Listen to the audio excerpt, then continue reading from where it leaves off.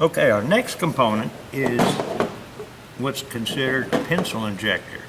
It's called a pencil injector commonly because of the shape of it and the size of it. Now, the first question on this is, once you reassemble, you can inspect it, and then once we reassemble it, it'll be fully functional to specification. That is incorrect because if you look closely, there is a broken spring right there.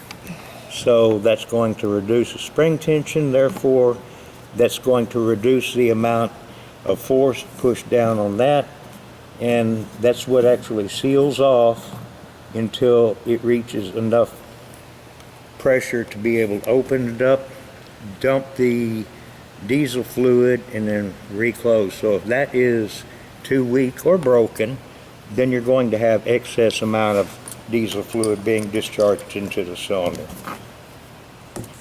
Now, and here's the next question. If the plunger eye sticks closed, no fuel will be displaced to the cylinder. That's correct.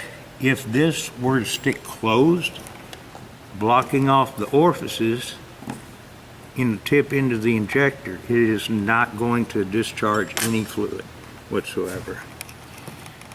And the next question, if the compression spring D fails, the fuel displaced will be minimal.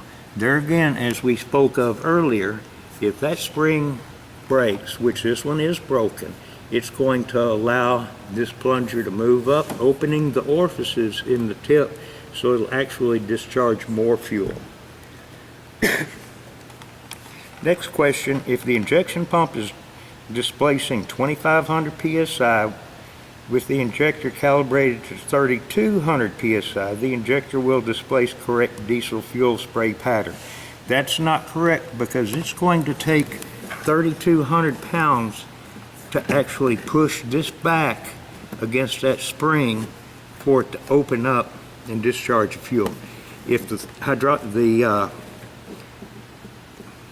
fuel pump, the injection pump is only delivering 2,500 psi, then it is not going to be able to open that plunger up against the spring. Therefore, you're going to have diminished or no fuel being displaced.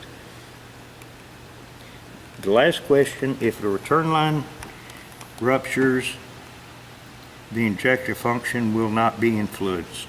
That's correct, because that's just returning excess fuel, and it's actually up here. It's just returning excess fuel back to the fuel tank. So it's not going to affect the amount of fuel being displaced here. This comes from the injection pump, charges in here, and comes out here, and then the excess actually flows back through here and into the tank. So if you have a leak over here, it's not going to influence how this functions. And that is all on our fuel injector.